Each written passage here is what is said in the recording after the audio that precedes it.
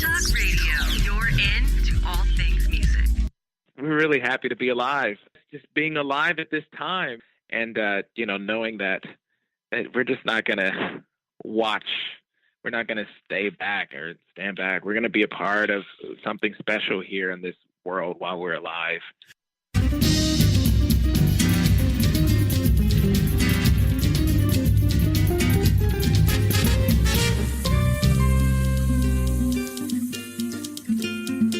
Welcome to Making It with Terry Woolman, the show that explores the secrets, successes, and strategies for making it in the music biz.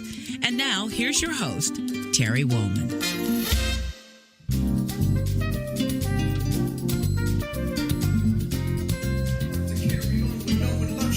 Picture me inside the misery of poverty. No man alive has ever witnessed struggles I survived. Praying hard for better days, promised to hold on. Me and my dogs didn't have a choice but to roll on. We found a family spot to kick it, where we can drink liquor and no one bickers over trick shit. A spot where we can go in peace. And even though we Welcome to the show, and thanks for tuning in.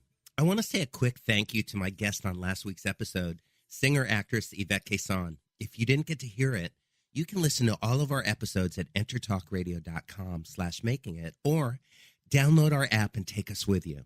Also, be sure to tune in to hear my upcoming conversations with Emmy Award-winning composer, guitarist Snuffy Walden, bassist recording artist Nathan East, Italian saxophonist Johnny Vancini, and legendary choreographer, singer, actress Tony Basil. I'd like to take a moment to also thank the companies that help me sound my best, whether I'm performing live or in the studio recording and producing music. Blue Microphones, Taylor Guitars, Seymour Duncan Pickups, Mesa Boogie Amps, D'Addario Strings and Planet Waves, Motu Digital Performer, IK Multimedia, and Exotic Effects.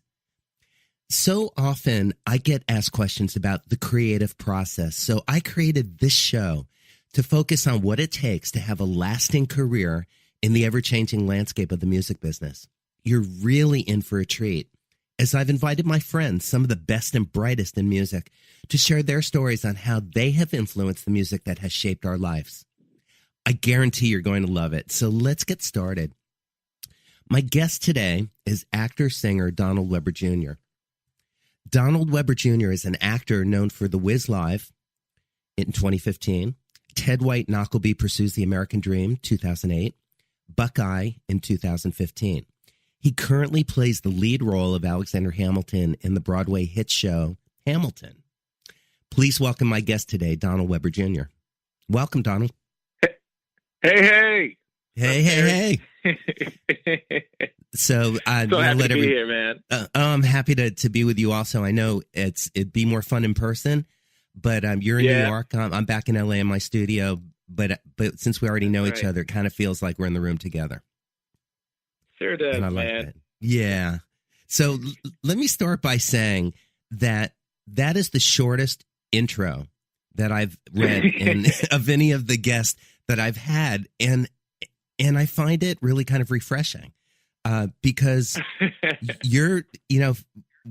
had the pleasure of meeting you recently. We worked on a new movie that's coming out, and we were in the studio together recording and performing together as well. And one of the things that I know about you is you're about the work. You're not as much about the talking about it. You're really, like I said, it's refreshing to me to have a conversation with somebody who is spending most of their energy being creative, doing the best job they can, and living a good, fulfilling life outside of your job as well as inside of your job. Yeah. Would you say that's true? Awesome. I do. I would.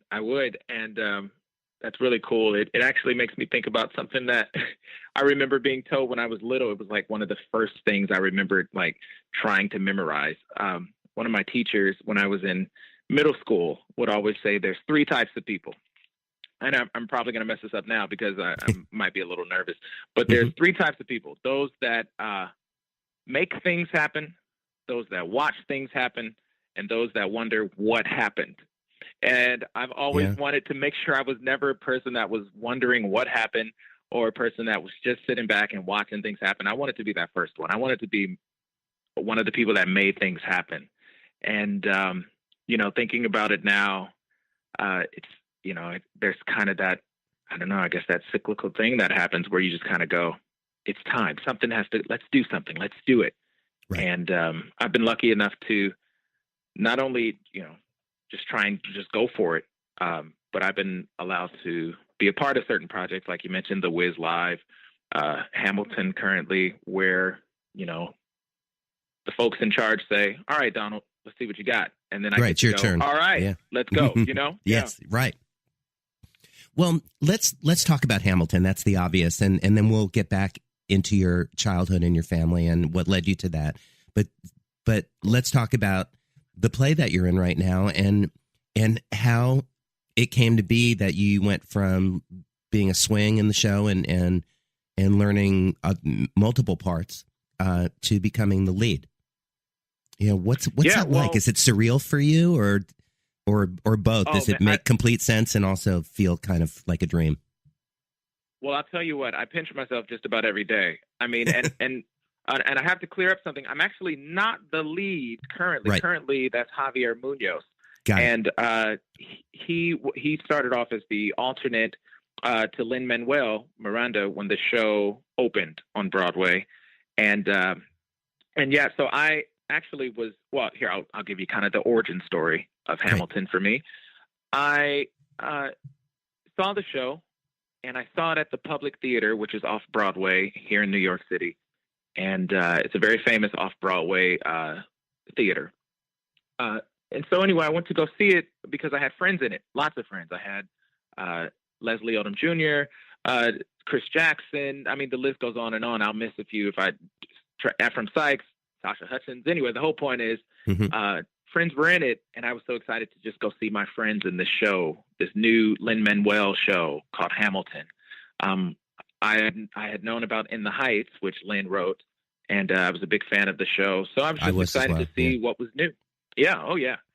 And so I go to see this show at the Public Theater, and of course, by the end of it, my entire life was changed.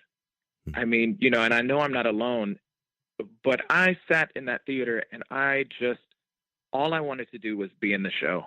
All I wanted to do was see it again. All I wanted to do was have some part of the show, be a part of some of the show. And so, of course, I told all my friends who were in the show, I said, this is the most amazing thing I'd ever seen. And, then, of course, it went on to Broadway and did the most amazing things ever. And it is now, a part of, you could even say pop culture, really. I mean, I think it's maybe even a little bigger than you could, it's kind of changing the game. I mean, there was Rent back in the 90s that changed the game for theater. This show, Hamilton, has changed the game for theater because it's not just theater anymore, if that makes any sense. People are using it in their classes. And I'm sorry. Well, right. There's a historical and cultural aspect of it, but there's also, it's interesting to me that there's a mainstream Broadway hit that really incorporates rap deeply into the they just weave it into the show. I mean, it's so much a part of that, and that's a game changer too. Sure. Oh, absolutely. Absolutely. I mean, Lin-Manuel is a genius. That's what he did for In the Heights, and of course what he did for Hamilton. And so it went to Broadway, did its thing, and I was thinking, I really wanted to be a part of the show. I went to go see it again when it was on Broadway, and the same feeling was there. It was like, wow, I don't know how or when, but I gotta be in the show. And so I went off, and I was doing other things. I had done the Wiz Live, which was a blast, and then I went to Dallas to do a show. And then after that, while I was in Dallas, I got a phone call from a 212 area code number. And I guess a little later, I'll have to tell you my 212 story. Nice. Might blow your mind. But anyway, I got it from a 212 number. And if you know anything about 212 numbers, you know you answer it because that's right. Broadway calling. And so I answered, and they told me I'd gotten this part. And I said, all right, when do we start? They said, well, we'll wait for you. I said, okay, well, I'll be there as soon as I'm done here. And so that was in October. And I was originally hired to be in the ensemble and cover all of the Sons of Liberty. Now, the Sons of Liberty in Hamilton are Lafayette, and he also does a dual role with Thomas Jefferson. Hercules Mulligan, who does a dual role with James Madison, as James Madison. And then John Lawrence, who is a dual role with Philip Hamilton, who is Alexander and Eliza Hamilton's son. So I got to the theater and we start rehearsing, and I'm learning, and I'm so excited. I learned everything in 2 weeks. It's really, here's a side note. It's really easy to learn a show that you love, You just kind of already know I knew the lyrics. I knew every lyric before I started rehearsal. Right. I think this might be their first time knowing this, if anyone is listening, but I mean, come on, how could you not? I knew every lyric, and I could have, if I had a couple of weeks in the theater to watch it before I started rehearsals, I would have tried to have learned the entire show by myself in my small apartment in New York City in Harlem. Right. Before I had a rehearsal. That's how excited I was. And so I learned the show in 2 weeks, my ensemble track. And then I was ready to go on. I went on, and then they said, well, all right, great. Well, it's time for you to start learning your cover tracks, your understudy roles. So I started with John Lawrence, who also dual roles with Philip Hamilton. And then I had a put-in for that. And after that put-in was when things started to change. Our director, Tommy Kell, was there. Our music director, Alex Lackamore, was there. And after this put-in, Tommy came up to me and he was like, hey, man, yeah, really great job. Really great. Remind me to ask you something a little later. I said, okay. Didn't think anything about it. A few days go by. I get called into the stage management office, and that could be a great thing or a bad thing, depending on. Right. I was wondering, is your knee-jerk reaction, or am I in trouble? What did I do? Or? Yeah, exactly. Yeah, you kind of just wonder. You're like, oh boy, what did I do? Right. It's almost like going to the principal's office, but almost. Right. The difference is, the principal isn't.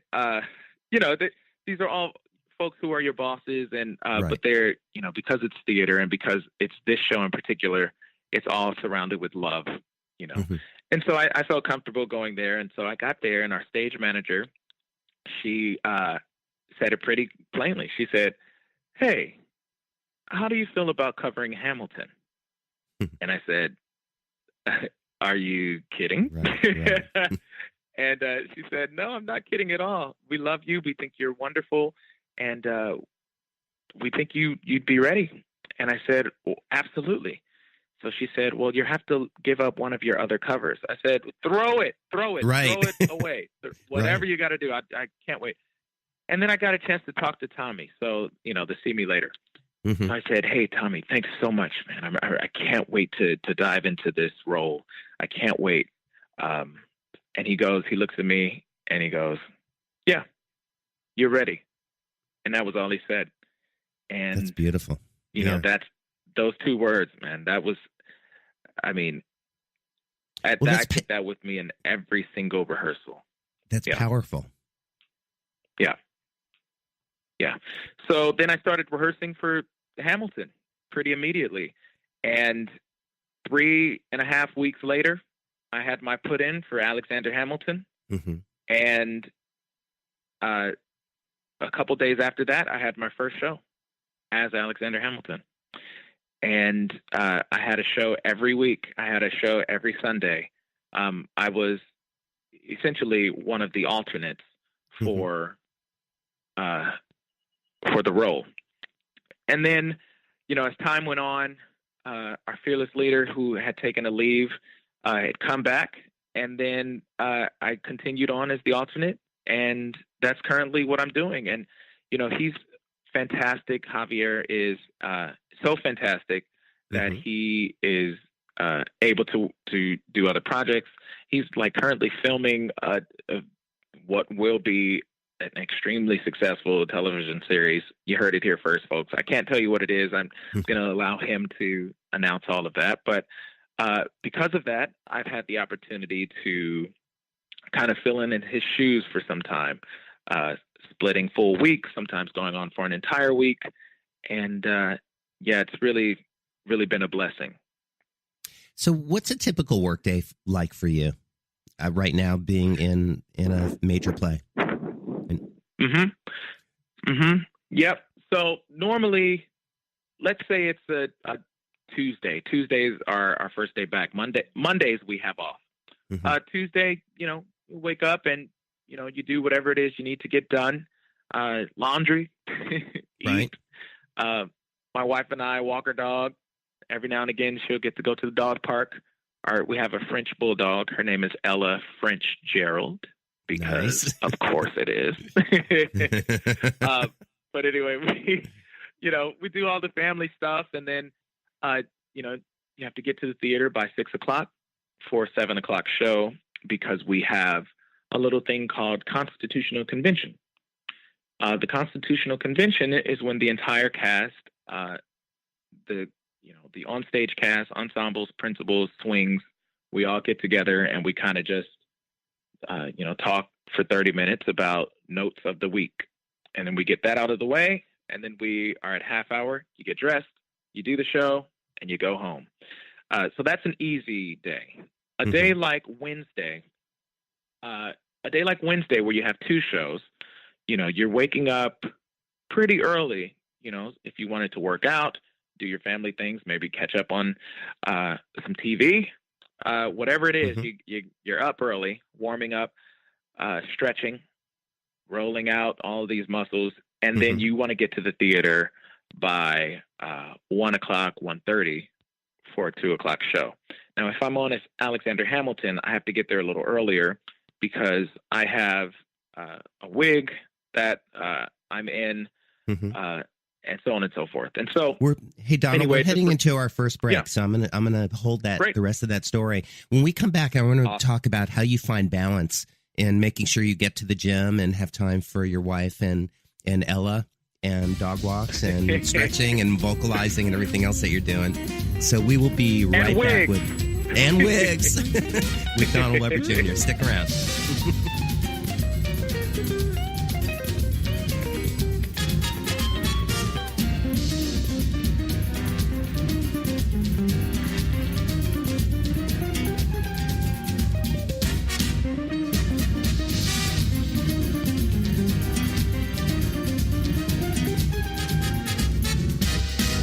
Serious about your music? Are you ready to run with the big dogs? The experts at Pitbull Audio have the gear to get you into the game. From leading manufacturers like Mesa Boogie, Fender, Pioneer, and American Audio. To sound your best, you need the best. Pitbull Audio can deliver in rehearsal, on stage, and into the big time.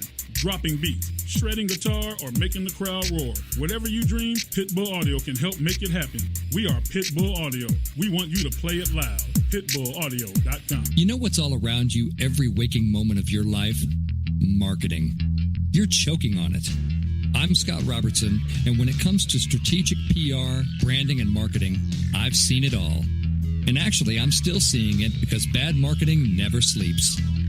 Join me each week on May the Best Brand Win, right here on Intertalk Radio, and learn how to make the marketing for your brand unforgettable.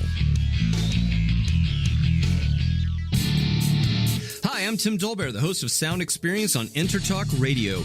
Each week, I talk with top professional audio engineers, producers, musicians, and the manufacturers that make the tools that we use in the studio each and every day. From capturing the perfect take to mastering your final release, and the tools and how the pros use them, we are going to dive deep into their process and learn from their experience. I look forward to you joining us each week on Sound Experience with me, your host, Tim Dolbear. You This is Jackie Buitoni from Jackie's Groove. Come join me weekly on my journey through the music business as I take you behind the velvet rope, interviewing industry notables such as Meola, Michael Mcdonald, and Jarreau, to name but a few. Listen to their stories on being in the studios recording #1 hits and onto the stages throughout the globe. Allow me to be your music historian. You can hear me live every Monday at 2 p.m. and every Wednesday at 12 noon Pacific Standard Time or 24/7 on jackiesgroove.com. Ready to get your groove on? This is John Carruthers, and you're listening to Making It with Terry Woolman.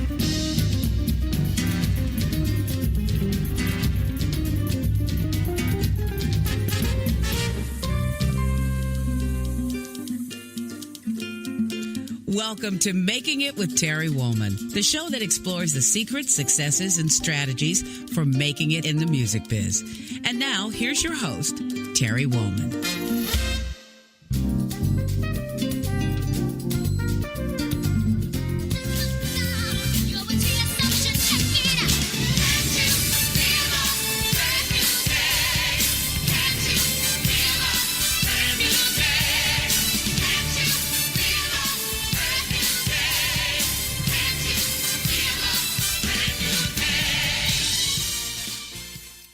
Welcome back. I'm here with Donald Weber Jr. That was from the Live Wiz soundtrack, and that you were a part of. And by the way, the horns from that arrangement and for that production were written by one of my favorite arrangers, Jerry Hay. Did you get to meet Jerry? Hey, he's really no, something. I didn't get to meet him. Jerry That's awesome. did. He's from the group Seawind, but Jerry did not all of. Most Michael Jackson songs that you hear with those really kick and horn arrangements, Jerry Hay wrote. Sure. Same thing with Jarreau, with just so many people. Pretty much anything Quincy Jones was involved with, he started bringing Jerry in years ago. So I remember watching the show and being so impressed with how everybody just sounded and looked great. It was just so electrifying to watch that production. Awesome. So we're talking. Oh, you're welcome, Donald. We're talking about show days and wigs and working out and vocalizing and I'm always curious how people find their balance, because there's so much to do, including having a life outside of work. You know, leaving time for your relationship, your family. You know, we were talking earlier about it's your day off, but you're also hanging Christmas lights and spending time with family and. You know, I know you understand the value of that, but how do you physically manage? Do you vocalize for a half hour before you go in, or do you do yoga? Do you lift weights? What's your regimen? What do you do to make it work? Yeah. So I got my BFA in acting from the University of Southern California, and while I was there, that's where we kind of learned how much time, you know, it will take to warm up. Right. You don't want to over warm up. You don't want to, you know, blow it all before you even get out on the stage. Right. So, you know, there are things that I follow. And, you know, for me, it normally takes about 20 minutes. If I'm going on as Hamilton, I'll normally do that right after I get my wig on for the show. And then, you know, 20 minutes goes by and then we're 5 minutes away from places. And I feel pretty great about that. You know, my regimen just includes a lot of breathing techniques. You want to, you know, loosen your body. You don't want to, you know, be tight. It just affects your body, affects your voice, affects, you know, whatever you're doing. Every now and again, if I feel like I need to, you know, rev up a bit, I'll do some sort of like cardio where, you know, I'll do like a quick set of, you know, push-ups or jumping jacks, run in place, all that stuff, you know.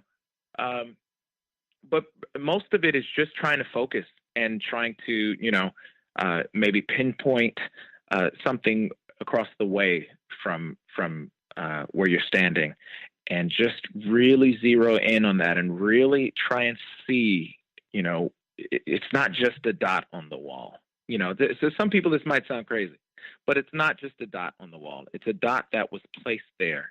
Right. And the reason it was placed there, you know, you can make up all kinds of different reasons. I mean, they don't necessarily have to be true, but it's just to get your mind going, get your imagination flowing, because in a second, you're going to have to lead a revolution, you know, in a second, you're going to have to, you know, and it has to be believable. You know, people are paying their hard-earned money to come and watch you play this guy who is eventually going to do all these amazing things and land up on a $10 bill, his face. You know, so it's stuff like that. Just trying to get the juices flowing and, you know, getting ready to get out there. And, you know, it's similar to how, you know, I guess you would prepare for just about anything that, you know, you really loved or wanted to do well with. You know, I think about when I used to play baseball or football, you know, the warm-ups that we would do, they were always the same, but there was the type of focus that, you know, you had to put on top of it was always different right before game time. You know, you warm up the same way every day before practice, but before game time, this warm-up is different because now there's a goal, right? You know? Yeah. Is that part of what you were learning when you studied physical movement with Stephanie Schroyer at was that USC? Yes. Tell me a little bit more about working with her. Yeah, Steph is unbelievable. I mean, you want to talk about being able to place yourself in a completely different world while just standing there. You know, like she teaches you that. She teaches you not only, you know, it might be a little hard to describe just audibly, but, you know, a good example of Steph would be, you know, as I'm talking to you, if I'm, you know, I may not necessarily be talking about my wife, right? I'm talking about the character, not Donald. The character may not be talking about his wife, but he could be thinking about his wife. And, you know, because he's saying this and thinking about his wife, that makes him touch his ring finger without him knowing. And then he stops talking for a second. And then he's back into the scene with you. Like, you know, like it's stuff and like is that. That a conscious acting decision for you? Is that something you just observe happens when you're present in the role? Or both? Yeah, a little bit of both. And that's kind of the joy of acting, right? One day you're talking to someone and you don't realize that, you know, it's making you feel this way. And suddenly you're crying. You're standing across from someone, you know, bearing your soul and you're crying, right? Because you're, you know, it's brought back these memories or this, or, you know, in that very same scene, you could be talking to someone and just be in pure rage as opposed to, you know, crying. And it's all because, you know, you're accessing different emotions and, you know, or you happen to look around or you happen to move your body a different way, or, you know, you took a different breath, you know, it just stays alive. You know, Steph was really great with just keeping things alive and not allowing, you know, the things around you to to prevent you from accessing things, right? She would say, well, there's a coffee mug on the table. Why haven't you touched it at all? It's full of coffee. Right. And you go, oh, yeah, that's right. And then you pick up the coffee mug and she goes, well, wait a minute. How hot is the coffee? Isn't it hot? Yeah, it is. Oh, okay. Well, then that makes you drink it differently. And let's say you wanted to drink during a monologue, right? So you're going to have to take a second to drink your coffee and then continue speaking. You can't just go, right? So one of the things that I really took away from Steph was we are artists examining what it's like to be human. And that's what acting is. Right. It's basically you're someone like watching someone. You want to watch someone else be a human, right? So, you know, human beings, we use the space that we're in, and we, you know, like literally right now, I am literally walking around talking to you, right? Now, if we were doing a play of this moment, I could be sitting down, I could be up and walking, but, you know, there's different choices. But I don't know. I think now my juices are flowing. Now that's why I'm up and I'm walking around, and I'm just excited. Well, but you know that's what it is. That's what acting is. You know. But I find even when I'm writing music, I like walking around. I like not being. I like when I become physical. When I when I would take my dog for a walk or go for a bike ride, or you know, other things would happen creatively for me when I would just move. Sure. That's how I learn my lines. That's the best way I learn lines. Oh, it is? Yeah. I got to be moving. I got to be, got to be in action. I have to be doing something, right? So I could be walking the dog. I could just, Well, because that you're practicing in a real form, because you are going to be moving around when you're delivering your lines, so it would make sense Exactly. to begin doing that right away. You know, one of the things that I read about you and this particular teacher of yours was that, you know, when you were in school, you were in a very focused program, and you know, you were trying to straddle, you know, work and outside of school and in school, and she spoke and said one of the things that made my respect for him, you, Donald, go sky high was when we talked. She said, what do you really want to do? Think about whether you want to have this very concentrated time to make an investment and to learn about your craft and study, or do you want to just go out and start working because you can't straddle the two things? And your reply to her was, you know what? I'm only this age once, and this is my time that I should invest in learning a craft. Yeah. It sounds like you made a wise decision. Was that a difficult decision, or was it pretty clear? You know, it was pretty clear. The thing that made it difficult was, you know, as in college, you want to go. You want to be the guy immediately. You want to, you know, at that school, everyone believed in me, and it was wonderful because I felt supported. If I was ready to go and audition for something, then I felt supported, and I felt that they felt I was ready. I could book it today. But there was something about, like I said, learning these techniques, learning, this is the style of warm-up that is best for me. You know, that took 4 years of, you know, every single day from 8 a.m. till 6 p.m. and then from 6 p.m. to 10 p.m. rehearsing a play in that BFA program. It took every day for 4 years to figure out, this is what works best for me. I wouldn't have that now. You know, I wouldn't have even experiences of being in certain plays. There were a few shows that I was able to be a part of that I'm not sure I would have ever had an opportunity to be a part of outside of the collegiate atmosphere. Right. You know? Let's talk about your I was lucky childhood. when I had Steph. Yeah. Okay. Go ahead. You finish what you were saying about Stephanie. No. I was just lucky. I was lucky to have her. I was lucky to have all of my teachers there who could kind of see that. And they said, well, do you want to do this now or do you want to go for it? Because you can. But, you know, that option, that was great. I'll never forget that moment. So let's kick it back now to you as a child. You are Donald Weber Jr., so there's a senior, your dad. Yes, and indeed. both your mom and your dad are creative artists. They're musicians, and you grew up in Inglewood.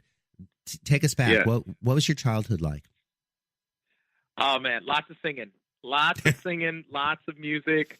My mother sang in church every Sunday, and when she wasn't singing in church, we were singing at the house. My dad is a pianist, and he has played since he was a child, and he's played at just about every single church in Los Angeles. And so, you know, and if he wasn't making a song in the music room with my mom, or playing for a wedding, or you know, just rehearsing stuff for church, then he was writing it on his pad, or, you know, it was just, we were listening to it. That was, you know, we listened to a lot of stuff. I mean, I'll never forget, like, you know, waking up one morning and hearing this like symphony and going, "Hey Dad, who's this?" It was like symphony and also gospel at the same time. Who's this? Oh, this is Richard Smallwood. Here, come sit down. Let's listen to it. We listened to that entire album, and it's still to this day one of my favorite gospel albums. It starts off with this huge, I mean, like, it's beautiful. Anyway, just about every day we sang. So is that part of the reason? Is that part of the reason that you're so fearless in your singing and acting? It just seems like breathing. You know, when I was with you, when we worked together, you know, it just seems so like breathing, very comfortable and natural. And also the other thing that I appreciate about you, and I don't see enough of it in enough artists, is gratitude. You know, where did you get that from? Was that taught or by your mom and dad, or was that just something that you're just grateful because you have all these beautiful opportunities and support? Oh no, it's all of the above. It's you know, growing up in church and growing up with parents and family who just, this is what we do. You know, we're so happy to be a part of things and being able to do things that we love. And, you know, I really appreciate that. I'm going to say I got it from my parents because I've never seen them not be grateful for these gifts that they have, you know, especially when they're sharing them. You know, just thank you for taking the time to listen. Thank you for being a part of this. Thank you for, you know, I think we just realize that it's a big thing to be able to move someone through music, through song, through dance. So where did you find time to get married? You know, with how busy you've been. That's awesome. Well, my wife and I, we met, this is hilarious because we met at work. We met doing, we were both having our first, our Broadway debut. Together? And we both had it in Motown the Musical on Broadway, the original Broadway cast. Right. Which was in 2013, I want to say is when we opened. But we actually met 2 years before then at the very first New York reading of Motown. That's a crazy story. I was in Los Angeles teaching high school, and a friend of mine, who I'm sure your viewers, if they're familiar with Hamilton, will know his name, Leslie Odom Jr. He called me. This is way before Hamilton. Leslie was in Los Angeles, and he called me. He said, "Hey, man, what are you doing this weekend?" I said, man, I'm grading papers." And he goes, "Do you have some free time next week?" I said, "Sure. What's going on?" He said, "I can't tell you what it is, but this reading of this new show, they just need some guys to come and read it." I said, "Great. All right, send me the information." Now, this email I got, Terry, was like, you know, "Hey, when you get to this address, you'll pass the house and go to the White Gate. When you get to the White Gate, announce yourself." And the address was in Bel Air. Now, so I'm already like, okay, you know, I'm born and raised in Los Angeles, so I know what Bel Air is. Right. You know, and if I hadn't, then I would know it because Fresh Prince of Bel Air. I know that this house is going to be huge. So I pass this house, you know, so I'm thinking, oh, man, this is a big deal. So I pass this house, I do as the email says, and I announce myself at this White Gate. And sure enough, the White Gate opens, and in the email it said, "You'll pass the house, continue passing the house, make a left, and you'll go to the pool house." I said, "This is so interesting. What is this reading?" Right? So I go to the pool house, and I open the door, and literally as I open the door, sitting behind a desk is Berry Gordy. And I looked at him, and I said, "What are you doing here?" And he goes, "You're going to read my script. What are you doing?" You know, and so I was like, "Oh my God, this is unbelievable." And sure enough, you know, I turned the corner, and I mean, I say pool house, I mean, but it was like, it's the size of my current house. You know what I mean? So we're going into our next commercial break. I didn't want to cut you off because it's such a great story, but we will finish that story and talk about some other personal things with Donald Weber Jr. We will be right back. Pool house. In pool houses and wigs.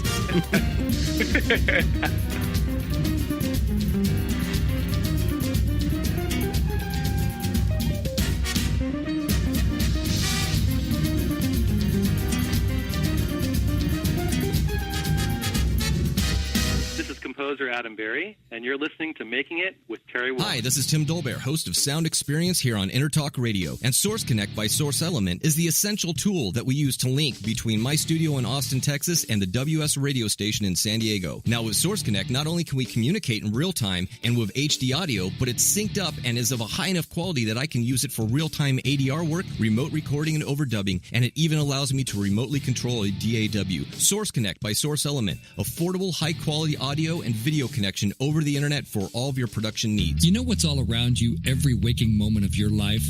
Marketing. You're choking on it. I'm Scott Robertson, and when it comes to strategic PR, branding, and marketing, I've seen it all. And actually, I'm still seeing it because bad marketing never sleeps. Join me each week on May the Best Brand Win, right here on Intertalk Radio, and learn how to make the marketing for your brand unforgettable. Hi, I'm Tim Dolbear, the host of Sound Experience on Intertalk Radio. Each week, I talk with top professional audio engineers, producers, musicians, and the manufacturers that make the tools that we use in the studio each and every day. From capturing the perfect take to mastering your final release, and the tools and how the pros use them, we are going to dive deep into their process and learn from their experience. I look forward to you joining us each week on Sound Experience with me, your host, Tim Dolbear. Are you serious about your music? Are you ready to run with the big dogs? The experts at Pitbull Audio have the gear to get you into the game. From leading manufacturers like Mesa Boogie, Fender, Pioneer, and American Audio. To sound your best, you need the best. Pitbull Audio can deliver in rehearsal, on stage, and into the big time. Dropping beats, shredding guitar, or making the crowd roar. Whatever you dream, Pitbull Audio can help make it happen. We are Pitbull Audio. We want you to play it loud. Pitbullaudio.com. Hallo alle zusammen, hier ist Chris Walden. Ich bin ein Komponist und Arrangeur und ihr hört heute Making It with Terry Wellman.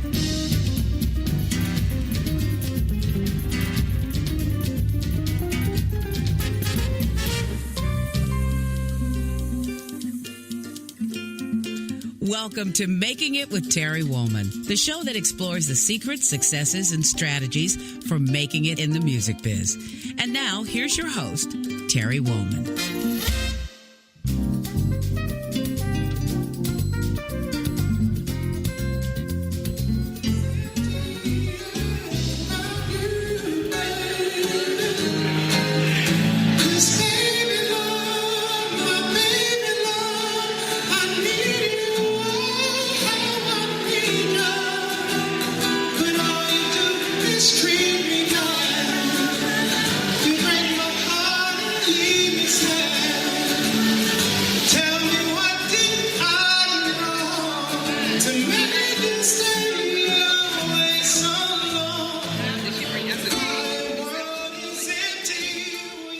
Welcome back. We're here with Donald Weber Jr., and that's a live performance at one of the local cool clubs in New York City. Donald, you just had all of us and on the edge of our chairs, driving up to Bel Air and through the gate, and then driving another mile once you get inside the gate to get to the pool house. Yeah. To walk in to what was really a game changer for you, for your career. Big time. Yeah. So tell me what happened. You walked in, you saw who it was. I saw who it was, Barry Gordy, and he says, "You're going to read my script?" And we sat down, and sure enough, Leslie was there, and, a bunch of friends of mine from L.A., and we all sat around this table, and we read the very first Motown, the musical. And this was in 2011. By the time we were done reading, we read the script. I mean, it was, you can imagine the history of Motown. I mean, it deserves, 6 hours at the very least. And it was just about that much time the first time we read it. And, obviously they weren't planning on bringing a 6-hour show to Broadway, but they wanted to see what stuck and what kind of didn't. And anyway, by the time we were done, Barry Gordy and the director, Charles Randolph Wright, they said, "Well, you're in the family now. Welcome. We're taking you with us. When we go, you're coming with us." It was unbelievable. I mean, I had a chance to read Martin Luther King Jr. And Stevie Wonder, Paul Williams, one of the Temptations, and Mickey Stevenson, who was the A&R man of Motown. He's responsible for bringing in the entire band for Motown that we know and love, and James Jamerson, all these guys. Right. And then I ended up originating that very role on Broadway when we opened 2 years later.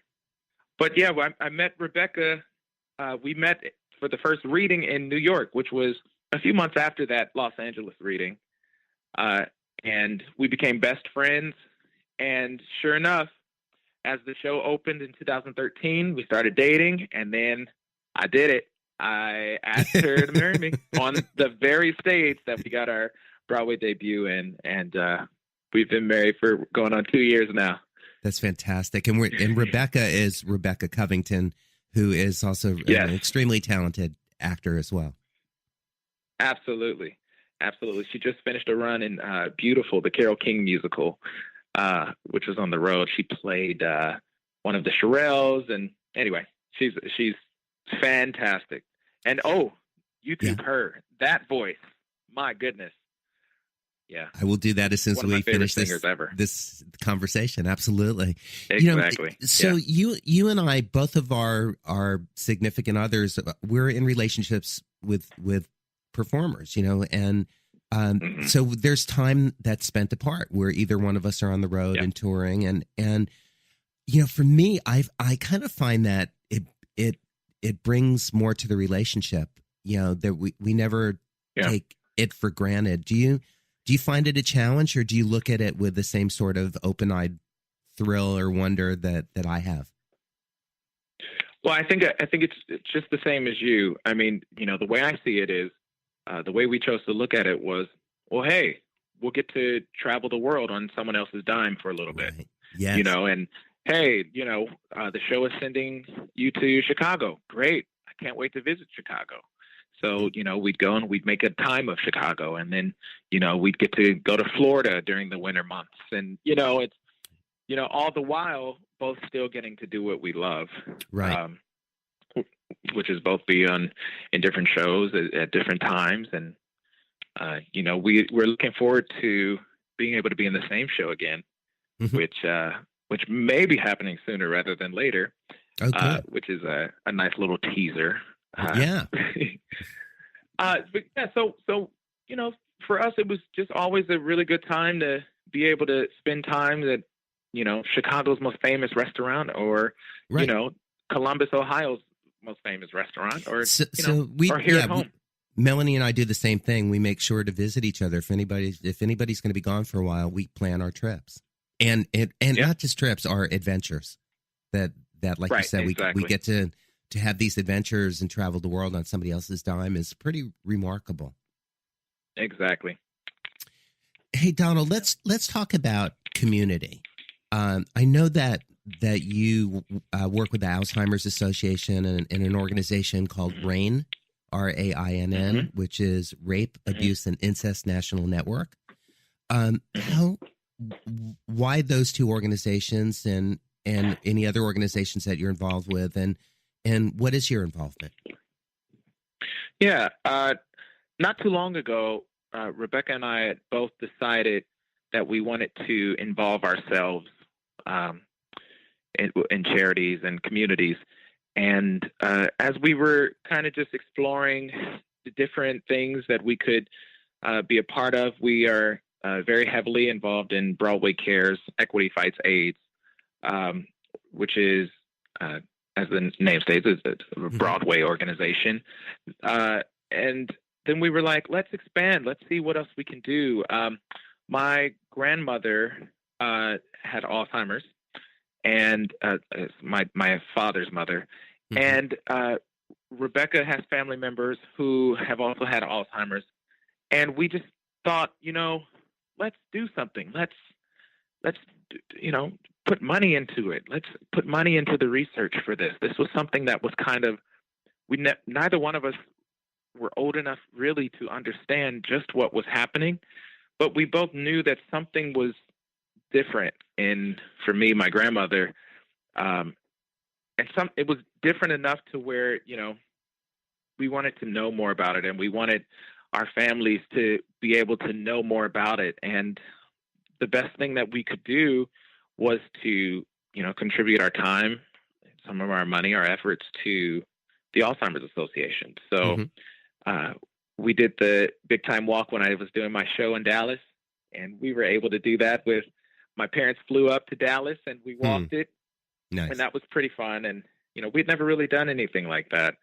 And then, RAINN is an organization that we both, very similarly, we're just like, we want to be a part of something. We want to, donate our time, our money, our efforts to, preventing things like rape, abuse, incest, and just to try and, lend our hand and extend our hand as much as we possibly could. By the way, we're going to put up website links, direct website links to both of those organizations on the Awesome. Intertalk Radio page, so that people can join you in your your caring and conscious contribution to making the world a better place, not just through art but through community. Yeah, awesome. And Thank you. It's of course. That's so important. What would you consider your greatest achievement? Wow. That's tough. I don't know if I'd be able to answer that question if you asked me. So it is right. tough. Waking up. I don't know. Right. No, I don't. I will say this. I will say, it's impossible to choose one, just because there's so many things that I still pinch myself about. I am in Hamilton. Right. I am, I went to my school of choice. I went to USC. I graduated from there. I married the girl of my dreams. I have a dog named Ella Prince Jarreau. It's like, but I don't know, man. We're really happy to be alive. And so I guess just being alive at this time is an achievement enough. And, knowing that we're just not going to watch, we're not going to stay back or stand back. We're going to be a part of something special here in this world while we're alive. Right. And that's something you've been doing. I have the feeling that you've been doing this since you were a little kid. You've been creating your own universe. You don't sit idly by and wait for things to happen. You make things happen. Even, going and teaching at a I believe it was an all girls high school, but you were teaching there, but you were still making, you were putting all the ducks in order for the next things to happen for you. And working on your craft. And I think that's a really important lesson for everybody, is not to just sit idly by, but to, not waste your life, to look at what's important and then figure out how to make that happen.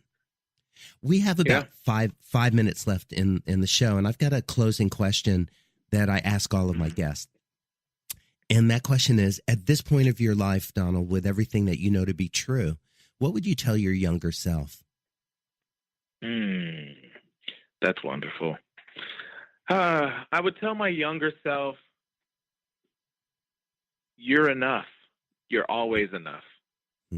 Even now, every now and again, that little critic will come up and he'll say, but you're not good enough to really play Hamilton today. You're not really good enough to, when I was teaching high school, you're too young to teach high school. You're too, or you're not ready for this life. You're not ready to be on a podcast with Terry Wollman. Right. And you just kind of go, you're enough. You're enough. And you are exactly where you're supposed to be. Mm-hmm. Yeah, it's so true. It's nice to hear you say that. Yeah. And one more thing I'd say, and keep writing. Just write. I do know there were times when I was younger, I'd be like, this is dumb. I'm not going to write this. Oh, no, come on, man. Write. I think I caught the writing bug when I was. Are you talking about journaling? Everything. Poetry, no, journals? I'm everything. Poetry, music, et cetera, et cetera, Got it. Well, speaking of writing music, I know that you've been thinking, the fire's starting to burn in your belly to record. And what direction do you see yourself going in? Because there are many things that you can do. You're an accomplished rapper. You're an accomplished singer. You have a strong acting background that gives you the ability to really tell a story in any style and whatever you do. Do you have it? Do you see it clearly yet? Everything's kind of exciting right now. Everything is just, there are so many things that I want to do. There's so many things I want to say. There's so many things I want to, to give and gift and offer. And so that clarity isn't quite there just yet, because there's just so many avenues. I want to touch it all, I want, Will Smith's career as well as Denzel's career, as well, as well as, everyone. Drake's career, I'm Lin-Manuel's career, I want, all of that. And so, I'm looking forward to kind of filling all of it out and really, being the Renaissance man that I want to be. That's going to take you to wherever you set your sights, because, and we see that a lot now. You're speaking of some great role models or mentors with Denzel and Will but a lot of actors right now have become producers. They're writing their own future. They're producing their franchises. They're making they're visualizing their dreams and figuring out how to make that happen. So I'm with you on that. I think that's a great way to go. What do you want to talk about? Yeah. We've got about 2 minutes left. The floor is yours. What's important to you? What do you want people to know about you and about life? Life is what you make it. One of my favorite quotes is fail again, fail better, and man, that's great. Oh, another one of my favorite quotes. I'll just fill this time with my favorite quotes. Sure. A man's grasp should exceed his reach, or what's a heaven for? Oh man, come on. I mean, yes, we could leave that. We could talk about that for an hour. Yeah. There's a whole show right there. Oh man, I think that's Browning who said that.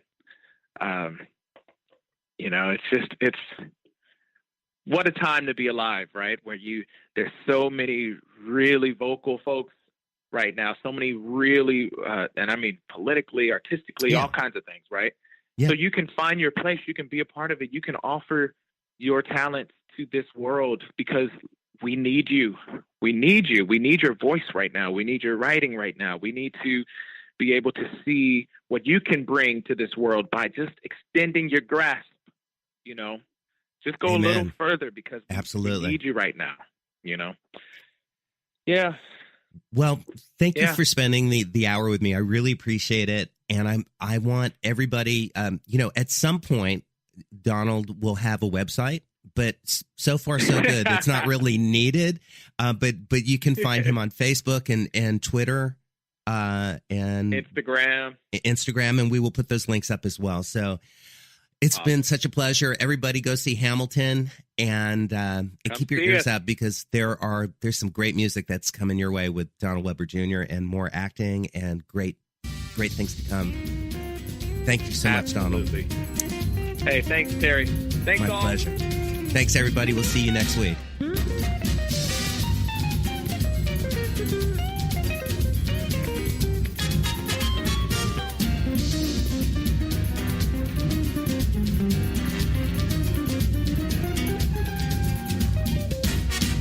Tune in again next week for another great episode of Making It with Terry Woman. This is Jackie Buitoni from Jackie's Groove. Come join me weekly on my journey through the music business as I take you behind the velvet rope, interviewing industry notables such as Meola, Mcdonald, and Jarreau, to name but a few. Listen to their stories on being in the studios recording #1 hits and onto the stages throughout the globe. Allow me to be your music historian. You can hear me live every Monday at 2 p.m. and every Wednesday at 12 noon Pacific Standard Time, or 24/7 on jackiesgroove.com. Ready to get your groove on? Hi, this is Tim Dole from Eclectic Estudios. I'm a full-time mixing and recording engineer. I work with Grammy winners, labels, and indie artists, using state-of-the-art digital mixing and restoration tools and the very best in analog gear. Really, though, it's my ability to bring tracks to life and fulfill your vision for your music. This has made me sought after by producers and artists worldwide. So spend your time working on music and not chasing a mix down a rabbit hole. Go to timdolbear.com and check out our free one-song mix offer. You know what's all around you every waking moment of your life? Marketing.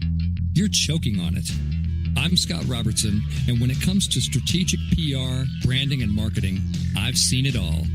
And actually, I'm still seeing it because bad marketing never sleeps. Join me each week on May the Best Brand Win, right here on Intertalk Radio, and learn how to make the marketing for your brand unforgettable. Are you serious about your music? Are you ready to run with the big dogs? The experts at Pitbull Audio have the gear to get you into the game. From leading manufacturers like Mesa Boogie, Fender, Pioneer, and American Audio. To sound your best, you need the best. Pitbull Audio can deliver in rehearsal, on stage, and into the big time. Dropping beats, shredding guitar, or making the crowd roar. Whatever you dream, Pitbull Audio can help make it happen. We are Pitbull Audio. We want you to play it loud. PitbullAudio.com.